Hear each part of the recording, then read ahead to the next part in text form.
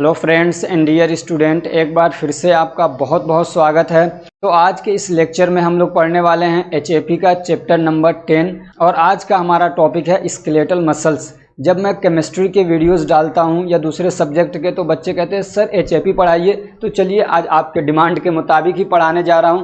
तो इसमें सबसे पहले हम लोग समझेंगे क्या पढ़ना है। तो आपको दो चीज़ें इसमें पढ़नी है और मेनली एक ही चीज़ पढ़नी है और वो है मसल्स कॉन्ट्रैक्शन। समझ रहे क्या पढ़ना, असल में मसल्स का कॉन्ट्रैक्शन पढ़ना है। मसल्स कॉन्ट्रैक्शन क्या होता है उसको पढ़ना है, कैसे होता है वो असल में पढ़ना है। उसी के बारे में पूछता है कि मसल्स कॉन्ट्रैक्शन की मैकेनिज्म बताइए। यही क्वेश्चन इस चैप्टर से बार बार पूछा जाता है, अगर पूछा जाता है तो। लेकिन उसको पढ़ने से पहले आपके सिलेबस में जब दे रखा है हिस्टोलॉजी ऑफ स्केलेटल मसल्स, तो ये भी आपको पढ़ना चाहिए।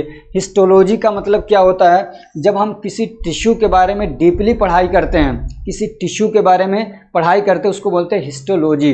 समझ रहे हैं, जैसे कि आप नेफ्रॉन के बारे में पढ़ते हैं तो नेफ्रोलॉजी हो जाता है। ऐसे ही जब आप टिश्यू, स्पेसिफिक टिश्यू के बारे में पढ़ते हैं उसको बोलते हैं histology, to study about any tissue. समझ रहे हैं, चाहे कोई सा भी टिश्यू हो। तो हम लोग यहाँ पे स्केलेटल मसल्स के बारे में पढ़ रहे हैं। क्या कहते हैं, जो स्केलेटल मसल्स हैं तो ये क्या है, एक टाइप के टिश्यू होते हैं that attach to the bone, नहीं इसको बोन कर लीजिए, ठीक है ना, that attached to the bone by tendons. और ये जो मसल्स हैं ये हमारे बोन से जुड़े रहते हैं और बीच में जुड़वाने का जो काम करता है वो होता है हमारा टेंडन। समझे, आपको दिखाऊंगा अभी। दूसरी बात इसमें क्या ध्यान रखना है, skeletal muscles are made up of long cylindrical shape cell. और ये किससे बने रहते हैं, लंबे लंबे सिलिंड्रिकल, सिलेंडर जैसे शेप के, उससे ये बने रहते हैं। समझ रहे हैं, और उसको हम लोग क्या बोलते हैं, मसल्स फाइबर्स बोलते हैं। क्या बोलते हैं, मसल्स फाइबर। यानी स्केलेटल मसल्स किससे बने रहते हैं, मसल्स फाइबर से। और मसल्स फाइबर कैसे होते हैं, सिलिंड्रिकल शेप के होते हैं।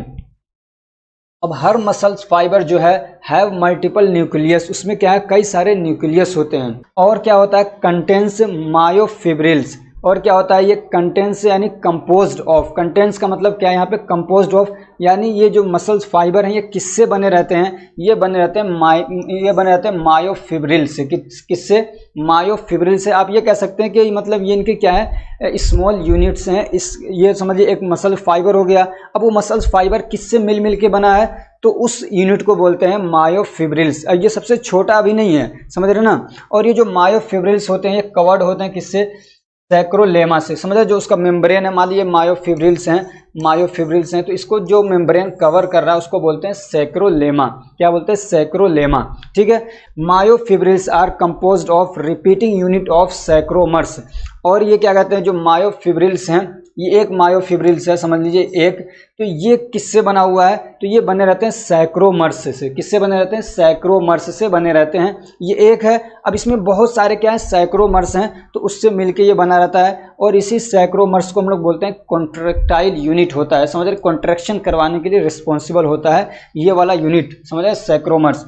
अब ये सैक्रोमर्स किससे बने रहते हैं, तो ये दो चीज़ों से मिलके बने रहते हैं, थिक और थिन फिलामेंट से। फिलामेंट मतलब समझिए धागे जैसी चीज़ कोई, तो उनसे मिलके बना रहता है। और चूंकि ये क्या है, फिलामेंट हैं, तो उन्हीं की वजह से जो आप देखेंगे जो स्केलेटल मसल्स हैं उन पे स्ट्राइप्स होते हैं। समझ रहे हैं ना, क्या होते हैं, स्ट्रिएटेड भी बोलते हैं उनको। तो उस पर एक ऐसे मतलब क्या कहते हैं, निशान नजर आता है जैसे धागा जैसा या कोई लाइन जैसे खींची हुई, तो वो इन्हीं की वजह से नजर आती है। अब जो इसका जो थिक फिलामेंट होता है वो किससे, उसको क्या बोलते हैं या किससे मिलके बना रहता है, तो वो बना रहता है मायोसिन प्रोटीन से। किससे बना रहता है, मायोसिन एक तरीके का प्रोटीन होता है। और जो थिन वाला, जो पतला वाला होता है, वो किससे बना रहता है, एक्टिन, ट्रोपोमायोसिन और ट्रोपोनिन। ये तो याद रख लीजिएगा। और एक्टिन तो याद ही होगा आपको, एक्टिन, मायोसिन। और ये ट्रोपोनिन याद रखिएगा कहाँ पे होता है, तो ये क्या है, तो जो थिन फिलामेंट होता है उसमें होता है, यानी उसी के इनसे मिलके बना रहता है, तो ट्रोपोनिन को याद रखिएगा। अब हम लोग स्ट्रक्चर देखते हैं। तो ये आप देख रहे हैं, ये जो मसल्स है ये क्या है, हमारा स्केलेटल मसल्स है जो हड्डियों से हमारे जुड़ा रहता है। समझ रहे हैं, जैसे कि ये वाला हमारा मसल्स है, पैरों में मसल्स होता है, और ये मसल्स हैं, समझ रहे। तो जो हमारे हड्डियों से जुड़ा रहता है इसको हम लोग क्या बोलते हैं, स्केलेटल मसल्स बोलते हैं। अब इसको जोड़ने वाला, जो हड्डियों से जुड़वाता है, उसको बोलते हैं टेंडन। क्या बोलते हैं, टेंडन बोलते हैं, जो हड्डियों से जुड़वा रहा है इस मसल्स को। ये आपका बोन है, ये मसल्स है, ये बीच में इसको क्या है, टेंडन है जो इसको जुड़वा रहा है। अब इसको हमने थोड़ा सा यहाँ से काटा,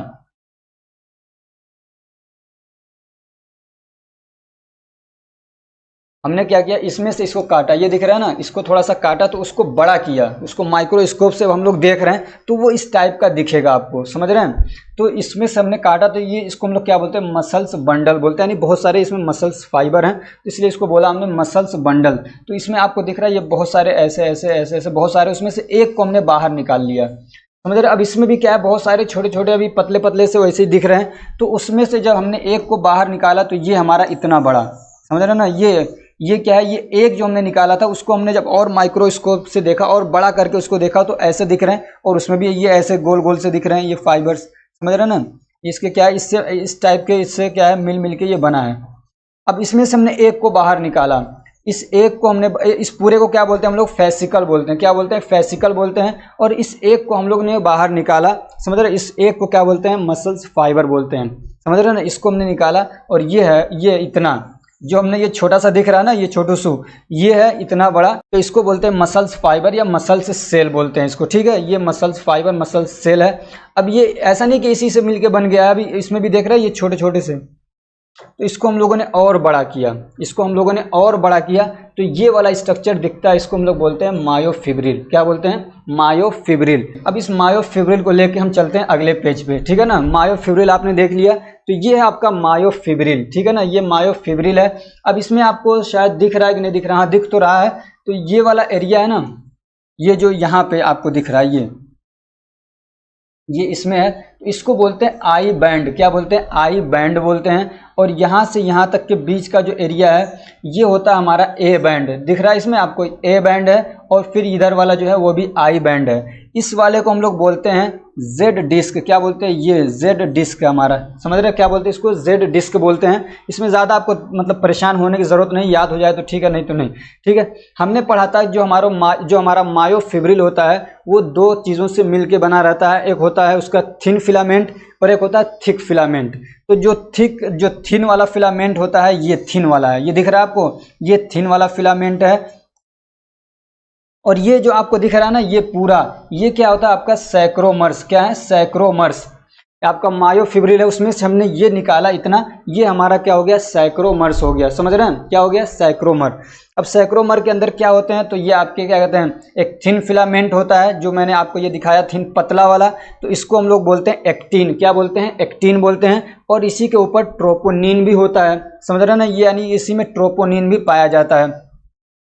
जो थिक फिलामेंट होता है उसको बोलते हैं मायोसिन, ये वाला जो दिख रहा है ना, ये वाला, ये क्या है हमारा मायोसिन है। और उसमें ये आपको एक प्रोजेक्शन से दिख रहे हैं, इसको बोलते हैं मायोसिन हेड, क्या बोलते हैं, मायोसिन हेड बोलते हैं, जो कि मतलब कॉन्ट्रैक्शन में काम कराता है। अच्छा ये कॉन्ट्रैक्शन है क्या, पहले तो यही नहीं मालूम होगा, समझ रहे हैं। कॉन्ट्रैक्शन का मतलब समझिए कि मूवमेंट, जब कॉन्ट्रैक्शन होता है एक तरीके का फोर्स आ जाता है और मूवमेंट होता है, जैसे कि मैं ये कर रहा हूं तो ये सब कौन करा रहा है, ये करा रहा है हमारा स्केलेटल मसल्स, और ये हो रहा है कॉन्ट्रैक्शन की वजह से। अब ये कॉन्ट्रैक्शन कैसे होता है उसका पूरा मैकेनिज्म मैं बता दूं, पहले आपको ये समझ लेना चाहिए, समझ रहे हैं। तो ये जो है ना, ये जो हेड्स हैं ये मतलब बहुत अहम रोल प्ले करते हैं कॉन्ट्रैक्शन के अंदर, ये हेड। अब ये हेड जब इससे मिलता है, ये वाला हेड जब इससे मिलता है, समझ रहे हैं, मतलब ये सिस्टम है कि ये ऐसे निकल के आ जाता है ऊपर और इससे मिल जाता है, तो इसको बोलते हैं क्रॉस ब्रिज, क्या बोलते हैं, क्रॉस ब्रिज बनता है, समझ रहे हैं, क्या बनता है, क्रॉस ब्रिज। इतनी चीजें आपको याद रखनी है। ये जो रिंग लाइक स्ट्रक्चर दिख रहा है इसको बोलते हैं इलास्टिक फिलामेंट, समझ रहे हैं। तो ये आपको इतना समझ में आ गया मायोफिब्रिल। अब मायोफिब्रिल को हम और क्या कहते हैं, एक्सपेंड करते हैं और बड़ा करके देखते हैं, तो वो हमारे क्या निकल के आते हैं, सैक्रोमर्स। और यही क्या है, यहीं पे सारा समझिए कॉन्ट्रैक्शन रिलैक्सेशन होता है। अब इसमें मोटी मोटी बातें जो है आपको मैं बता दूं, फिर उसके बाद उसकी सारी चीजें हम लोग पढ़ेंगे। तो क्या होता है, जब हम मतलब कॉन्ट्रैक्शन कराना रहता है तो ब्रेन एक मैसेज भेजता है। अब ब्रेन मैसेज जो भेजता है वो कहाँ से आता है, वो हमारे क्या कहते हैं, न्यूरॉन के थ्रू आता है, मोटर न्यूरॉन लेके आता है। अब वो आता कैसे है, जब क्या कहते हैं एक्शन पोटेंशियल जनरेट होता है, ये मैसेज भेजने का एक तरीका होता है एक्शन पोटेंशियल, वो क्या कहते हैं न्यूरॉन के थ्रू आता है। और मान लीजिए जब इसके क्या कहते हैं जो हमारा मसल्स है, इस वाले मसल्स तक भेजना है, तो यहाँ तक जब आया तो एसिटाइल कोलिन आके बाइंड करता है। तो फिर क्या होता है वहाँ पे एक क्या कहते हैं, जब एसिटाइल कोलिन बाइंड करता है तो समझिए कि मैसेज उसको मिल गया। अब जब मैसेज मिलता है तो एक थोड़ा सा प्रोसेस होने के बाद क्या होता है, कैल्शियम रिलीज होने लगते हैं। कहाँ से, इसका जो क्या कहते हैं मेम्ब्रेन है, सैक्रोमर का जो मेम्ब्रेन है। अब यहाँ पे टी ट्यूब्यूल्स होते हैं, समझ रहे हैं, तो उसमें आपको नहीं जाना है, बस इतना समझिए कि कैल्शियम रिलीज होने लगता है और अंदर आ जाता है, समझ रहे हैं, मसल्स के अंदर आता है, और जब कैल्शियम अंदर आता है तो वो आके बाइंड करता है ट्रोपोनिन, इसके ऊपर होता है ट्रोपोनिन। समझ रहे हैं? आपको मैंने बताया कि जो हमारा एक्टिन होता है, ये जो क्या कहते हैं थिन फिलामेंट है, यहाँ पे ट्रोपोनिन भी होता है। जब ट्रोपोनिन से वो आके बाइंड करता है तो वहाँ पे एक ऐसी जगह बन जाती है जिसको बोलते हैं बाइंड साइट, और वहीं से ये जो हेड है ना, ये हेड वो तभी बाइंड कर पाएंगे जब इसके साथ में आके क्या कहते हैं कैल्शियम बाइंड करता है ट्रोपोनिन के साथ में। जब ट्रोपोनिन से बाइंड करता है वहाँ पे एक ऐसी जगह बन जाती है कि ये हेड अब इससे क्या है क्रॉस ब्रिज बना सकते हैं। समझ रहे हैं? यानी उससे जुड़ सकता है, इस पे बाइंड करके ये बड़ा सा ऐसे हो कि इस पे बाइंड कर सकता है। और जब बाइंड कर लेता है उस पे, अब वहाँ पे क्या होता है जब कैल्शियम रिलीज हो जाता है ना जब यहाँ से, तो उसी टाइम पे एटीपी भी आके इसको मिलना शुरू हो जाता है। और एटीपी का काम क्या होता है? एनर्जी प्रोवाइड करना। क्योंकि इसको काम करना है ना, इसको ढकेल के इधर लाना है, इसको खींच के इधर लाना है। जब कॉन्ट्रैक्शन होता है तो ये जो आपका फिलामेंट है, ये जो थिन वाले हैं, ये इधर आके यहाँ तक आ जाते हैं, ये खींच के यहाँ तक आ जाता है, ये खींच के यहाँ तक आता है, ये सारे समझ रहे हैं ना, ये खींच के इधर आते हैं। कौन खींच के लाता है इनको? ये जो आपके मायोसिन है, इसका जो हेड है ये इस पे जाता है और खींच के इधर से लाता है, ये इस पे जाता है पकड़ के इधर लाता है। तो उसको एनर्जी चाहिए, वो एनर्जी कहाँ से मिलती है? वो हमको मिलती है एटीपी से। इनको क्या है एटीपी आके इस पे बाइंड करता है, इसको एटीपी क्या कहते हैं एनर्जी देता है, एनर्जी देता है। अब वो कब तक एनर्जी देता रहता है? अब ऐसा नहीं कि एक ही एटीपी देता रहता है, बल्कि वो क्या होता है पहले वो क्या कहते हैं एडीपी बन जाता है। समझ रहे हैं? एडिनोसिन डाइफॉस्फेट, पहले क्या था एटीपी, एटीपी आता है लेकिन वो बनता क्या है एडीपी बन जाता है। समझ रहे हैं? और एनर्जी मिल जाती है इसको। और फिर क्या कहते हैं कब तक एनर्जी वो देता रहता है? तब तक यहाँ पे कॉन्ट्रैक्शन होता रहता है, और वो एनर्जी उस वक्त तक देता रहता है जब तक कैल्शियम इस पे बाइंड रहते हैं मायोसिन पे। और जब तक कैल्शियम क्या है, ये जो एक्टिन है, एक्टिन के ट्रोपोनिन से जब तक क्या कहते हैं कैल्शियम बाइंड रहते हैं, जुड़े रहते हैं, तब तक इसको एटीपी एनर्जी प्रोवाइड करता रहता है। और जब तक एनर्जी प्रोवाइड होती रहती है तब तक कॉन्ट्रैक्शन होता रहता है। समझ रहे हैं? अब ये कब तक होता रहेगा? जब तक हमारा ब्रेन चाहता है। जब तक ब्रेन अपना क्या है मैसेज भेजता रहता है, तब तक क्या कहते हैं कैल्शियम रिलीज होते रहते हैं और अंदर आते रहते हैं, और तब तक क्या कहते हैं एटीपी क्या कहते हैं वहाँ से जाके इससे बाइंड करती रहती है और कॉन्ट्रैक्शन होता रहता है। और जब ब्रेन चाहता है कि कॉन्ट्रैक्शन रुक जाए तो फिर क्या होता है कैल्शियम जो अंदर आए हुए थे वो आना बंद हो जाते हैं और अंदर वाले बाहर चले जाते हैं। सैक्रोलेमा से आए थे, सैक्रोलेमा में चले जाते हैं। सैक्रोलेमा इसका मेम्ब्रेन है, समझ रहे हैं ना, सैक्रोलेमा मेम्ब्रेन में चले जाते हैं तो कॉन्ट्रैक्शन रुक जाता है। ये पूरा इसका प्रोसेस होता है। अब इसको यहाँ पे और ज़्यादा क्या डिफाइन किया गया अलग अलग स्टेप के अंदर। समझ रहे हैं? तो यहाँ पे देखिए स्टेप्स क्या है। सबसे पहले यहाँ पे दिया गया कैल्शियम चैनल रिलीज होते हैं सैक्रोमोप्लास्टिक रेटिकुलम से, यानी आप ये समझिए कि सैक्रोलेमा जो है, समझ रहे हैं, जो उसका सेल में जो मेम्ब्रेन है वहाँ से रिलीज होते हैं सबसे पहले कैल्शियम। लेकिन तुरंत यहाँ से काम नहीं होता है, बल्कि ब्रेन हमारा क्या कहते हैं मैसेज भेजता है। फिर उसके बाद क्या होता है एसिटाइल कोलिन रिलीज होता है, वो आके बाइंड करता है मसल्स से हमारे। समझ रहे? मसल उसके रिसेप्टर्स होते हैं, वहाँ पे जब बाइंड करता है क्या कहते हैं एन रिसेप्टर होते हैं उसके, वहाँ पे जब आके बाइंड करता है। फिर उसके बाद आगे का प्रोसेस होता है कैल्शियम आयंस रिलीज होते हैं। जब कैल्शियम रिलीज होते हैं तो वो आके बाइंड करते हैं ट्रोपोनिन से। समझ रहे हैं? कैल्शियम आके ट्रोपोनिन से बाइंड कर लिया। हाँ, एक चीज़ और, इसका ना कैसे ये हो रहा है ये सारा प्रोसेस मैं आपको दिखाऊंगा 3D एनिमेशन के थ्रू, लेकिन मैं इस चैनल पे नहीं दिखा सकता। उसकी वजह ये है कि कॉपीराइट का क्लेम लग जाएगा। मेरा जो छोटा मोटा चैनल चल रहा है वो भी क्या हो जाएगा बंद हो जाएगा। इसलिए मैंने एक दूसरा चैनल बना रखा है SR फार्मेसी शॉर्ट करके, तो वहाँ पे मैं उसकी लिंक डाल दूंगा। जो भी इंटरेस्टेड लोग हैं जो देखना चाहते हैं तो वो जाके वहाँ पे 3D में देख सकते हैं कि कैसे कैल्शियम आ रहा है और जाके कहाँ पे बाइंड कर रहा है, फिर कैसे क्रॉस ब्रिज बन रहा है, कैसे कॉन्ट्रैक्शन हो रहा है। सारे प्रोसेस आप देखेंगे जब 3D में, तो जो मैं बोल रहा हूँ आपको अच्छे से समझ में भी आएगा, उसका यकीन भी हो जाएगा। इसलिए जब आदमी चीज़ों को आंखों से देख लेता है तो उसको क्या पूरा यकीन हो जाता है। समझ रहे हैं? तो उस चैनल की लिंक मैं डिस्क्रिप्शन में डाल दूंगा और उस वीडियो की लिंक भी डाल दूंगा। आप लोगों का मन करे तो उस चैनल को सब्सक्राइब कर लेना। वहाँ पे मैं ऐसी चीज़ें डालूंगा कि अगर वो चैनल को ब्लॉक कर दिया जाए, बंद कर दिया जाए, तो कोई मुझे प्रॉब्लम ना हो। समझ रहे हैं ना? तो इसकी 3D मैं यहाँ पे चला के दिखा सकता था आपको, लेकिन मजबूरियाँ हैं, कुछ YouTube के गाइडलाइंस हैं, इसलिए हम नहीं कर सकते हैं उसको। अब मेरे पास खुद का इतना टीम नहीं है, खुद इतने हमारे पास कोई ऐसा है नहीं जो 3D में उन सारी चीज़ों को बना सके। बहुत टाइम लगता है, बहुत मेहनत लगती है, मुझे तो आता भी नहीं है। ठीक है, तो क्या कहते हैं कैल्शियम यहाँ से रिलीज हुआ, आके वो बाइंड करता है ट्रोपोनिन से। समझ रहे हैं? और उसी टाइम पे क्या है ATP आ जाता है, और ATP क्या है इसको एनर्जी देता है, ADP बन जाता है ये ATP। उसके बाद ये क्या करते हैं, ये आपको दिख रहा है, ये इस पे आके बाइंड करता है, वो यहाँ पे दिखाया गया है। समझ रहे हैं ना? मायोसिन का जो हेड है वो एक्टिन से बाइंड करता है और फिर क्या होता है ADP रिलीज हो जाता है। ये ADP बाहर निकल गया। समझ रहे हैं? अब जब यहाँ से ये बाहर निकल जाता है, इसको एनर्जी प्रोवाइड कर दिया भरपूर। अब उसके बाद ये क्या करता है, इसको इधर पुश करता है, ढकेलता है। ये मायोसिन को इधर से खींच के इधर से ला रहा है, और मैंने आपको दिखाया ना उधर से खींच के उधर ला रहा है, दोनों को बीच में ला रहा है, समझ रहे हो ना, मिडिल लाइन में। तो यहाँ पे इसको एनर्जी मिल चुकी है, ये अंदर लेके आ रहा है। अब जब इसको इधर खींच देता है, इसकी एनर्जी खत्म हो जाती है, फिर एटीपी आ जाता है, समझ रहे हो ना, एटीपी की एंट्री होती है इसके पास में फिर से, फिर वो एटीपी क्या बन जाता है, एडीपी बनता है, समझ रहे, एडिनोसिन डाइफॉस्फेट, एक फॉस्फेट निकल जाता है, समझ रहे, एक फॉस्फेट निकलता है, एडीपी बन जाता है। जब एडीपी बनता है फिर इसको एनर्जी मिल जाती है, और जब एनर्जी मिलती है तो फिर ये क्या है, फिर से दोबारा से ये क्या है, इसको पुश करना शुरू कर देता है, खींचना भी, और इधर से भी इधर से दोनों तरफ से खींचते हैं। तो इस तरीके से ये साइकिल चलता रहता है, और उस वक्त तक ये साइकिल चलता रहता है जब तक क्या है, हमारा ब्रेन मतलब ऑर्डर न दे, यानी जब तक ये कैल्शियम समझिए कि अंदर आते रहते हैं, कैल्शियम आयंस अंदर आते रहते हैं, तब तक ये साइकिल चलता रहता है, तब तक इसको एटीपी वगैरह सारी चीज़ें मिलती रहती हैं। और जब ब्रेन चाहता है कि कॉन्ट्रैक्शन को रोक दिया जाए, तो फिर क्या वो मैसेज भेजना बंद कर देता है, एसिटाइलकोलिन आना बंद हो जाते हैं, कैल्शियम चैनल ओपन होना बंद हो जाते हैं, कैल्शियम रिलीज होना बंद हो जाता है, कैल्शियम रिटर्न हो जाते हैं, और कॉन्ट्रैक्शन क्या है, रुक जाता है। तो ये आपको अगर समझ में आ रहा है, अच्छा लग रहा है, तो आपकी ये मतलब ये आपका ये फर्ज बनता है, ये आपकी रिस्पॉन्सिबिलिटी बनती है कि आप वीडियो को लाइक करिए, बिना लाइक किए आगे मत बढ़ जाइएगा। अब जो भी मैंने आपको बताया ना, वो सारी चीज़ें आपने सुन लिया, आपको बहुत सारी दिक्कतें आती है, और बहुत सारे टीचर ने आपको पढ़ा दिया, लेकिन वो लिखी हुई फॉर्म में नहीं मिल पाते हैं। तो जो भी मैंने आपको बताया ना, वो सारी चीज़ें यहाँ पे क्या है, बिल्कुल क्रमबद्ध तरीके से, यानी एकदम स्टेप बाय स्टेप, बिल्कुल तरतीब से क्या है यहाँ पे लिखी हुई हैं। आप इनको याद कर लीजिएगा अगर याद करना चाहें तो, या आपको उस डायग्राम के हेल्प से, आप डायग्राम बना के अगर एग्जाम में लिखते हैं तो भी आपको अच्छे मार्क्स मिल जाएंगे, और इस तरीके से अगर बना के लिखते हैं तब भी आपको मार्क्स मिल जाएंगे। लेकिन पॉइंट डाल के ही लिखना है। बहुत सारे बच्चे क्या कहते हैं, खिचड़ी बना देते हैं। अब ये सारी बातों को ना एक पैराग्राफ में लिख देंगे उठा के, और एग्जामिनर का मूड खराब हो जाता है, वो एक नंबर नहीं देता है आपको। अब ये कि एक टॉपिक है आपके सिलेबस के अंदर, disorders of skeletal muscles. Skeletal muscles के डिसऑर्डर क्या होते हैं, यानी क्या बीमारियां होती है स्केलेटल मसल्स में। एक बीमारी है मायस्थेनिया ग्रेविस, जिसको फार्माकोलॉजी के अंदर भी पूछा जाता है, और कई बार क्या है फार्मास्यूटिकल केमिस्ट्री में पूछ लेता है। हालांकि इस टॉपिक से कोई मतलब पढ़ने के लिए आपको कोई टॉपिक नहीं है आपके सिलेबस में।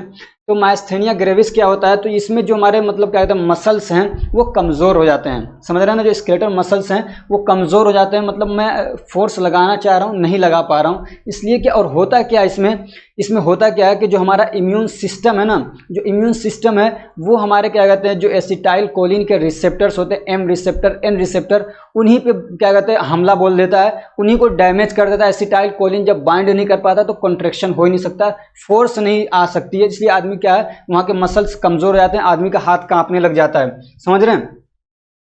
इट इज़ क्या है ये, it is an auto immune disorder. और जब अपना ही इम्यून सिस्टम अपने ही बॉडी के किसी सेल को मारता है, किसी ऑर्गन को डैमेज करता है, उसको बोलते हैं ऑटो इम्यून डिसऑर्डर, समझ रहे हैं। ऑटो इम्यून डिसऑर्डर है, यानी हमारा खुद का इम्यून हमारे ही रिसेप्टर पे क्या करते हैं, क्या अटैक कर रहा है, समझ रहे हो। किसके रिसेप्टर पे अटैक करता है, जो एसिटाइलकोलिन का रिसेप्टर होता है उस पर, एन और एम रिसेप्टर पे, और मसल्स में ज़्यादातर एन रिसेप्टर्स होते हैं। और फिर इसकी जब क्या कहते हैं, जब रिसेप्टर नहीं रहते हैं तो समझिए कि जो नर्व्स के थ्रू जो मैसेज आ रहा है, ब्रेन भेज रहा है, वो मैसेज कहाँ है, हमारे मसल्स तक पहुंच नहीं पाता है। वो जो कम्युनिकेशन का सिस्टम वो ब्रेक डाउन हो जाता है, समझ रहे हो ना। कम्युनिकेशन क्या होता है, ब्रेक डाउन हो जाता है नर्व्स और मसल्स के बीच में, क्योंकि रिसेप्टर जो होते हैं वो मतलब बात करवाते हैं, वहाँ से मैसेज आता है, वहाँ से कोई भी मैसेज आया और रिलीज होकर जाके जब रिसेप्टर से बाइंड करता है तभी आगे सिग्नल पहुँचता है, तभी आगे मैसेज पहुँचता है। तो वो चीज़ क्या होती है, ब्रेक डाउन हो जाती है, और इसकी वजह से फिर क्या होते हैं, वो जो मसल्स हैं वो कमज़ोर हो जाते हैं। दूसरी जो डिसऑर्डर है वो है मस्कुलर डिस्ट्रॉफी। क्या है, मस्कुलर डिस्ट्रॉफी। अब ये मस्कुलर डिस्ट्रॉफी क्या है, तो एक जेनेटिक डिसऑर्डर होता है। जेनेटिक डिसऑर्डर मतलब ये बाप दादा से पीछे से आने वाली एक बीमारी होती है जीन के through. It causes a progressive muscles degeneration, और इसमें क्या होता है, प्रोग्रेसिव मसल्स डीजनरेशन होता है। प्रोग्रेसिव मतलब धीरे धीरे डेवलप होती जा रही है, ऐसा नहीं कम हो रही, बल्कि धीरे धीरे बढ़ती ही जा रही है वो, उसको बोलते हैं प्रोग्रेसिव, उसको बोलते हैं प्रोग्रेसिव, ठीक है। तो ये क्या होता है, मसल्स डीजनरेशन होता है, प्रोग्रेसिव तरीके से होता है, और उसकी वजह से क्या होता है, मसल्स कमज़ोर हो जाते हैं। अब ये डीजनरेशन क्या है, एक होता है रीजनरेशन, यानी एक सेल क्या कहते हैं मैच्योर हो गया, मर गया, दूसरा बन जाता है, समझ रहे, तो वो होता है रीजनरेशन। और ये कि एक खराब हो रहा दूसरा बन ही नहीं रहा, खराब होते जा रहे, तो वो उसको बोलते हैं डीजनरेशन, समझ रहे। तो एक बीमारी हो गई। तो तीसरी बीमारी है टेंडिनाइटिस। तो टेंडिनाइटिस क्या है, जो टेंडन होते हैं, अभी आपको मैंने दिखाया, तो उनके अंदर इन्फ्लामेशन हो जाता है और फिर उसमें दर्द होता है, स्टिफनेस हो जाता है, यानी हार्ड हो जाते हैं, मूव नहीं कर पा रहे आप, तो उस कंडीशन को बोलते हैं टेंडिनाइटिस। समझ, टेंडन के अंदर इन्फ्लामेशन हो गया है। चौथी बीमारी है पोलीमायोसाइटिस। पोलीमायोसाइटिस, तो ये क्या होता है, जो मसल्स हैं उनके अंदर इन्फ्लामेशन हो जाता है, मसल्स के अंदर क्या है, इन्फ्लामेशन हो जाए तो उसको बोलते हैं पोलीमायोसाइटिस। समझ रहे हो, उसकी वजह से मसल्स क्या होते हैं, कमजोर हो जाते हैं। अब इसमें हम लोग 3 क्वेश्चन सिर्फ देखना आपको। एक तो क्या है, सबसे पहला जो क्वेश्चन है वो पूछता है फिजियोलॉजी ऑफ मसल्स कॉन्ट्रैक्शन, समझ रहे हैं, या मैकेनिज्म पूछ लेता है।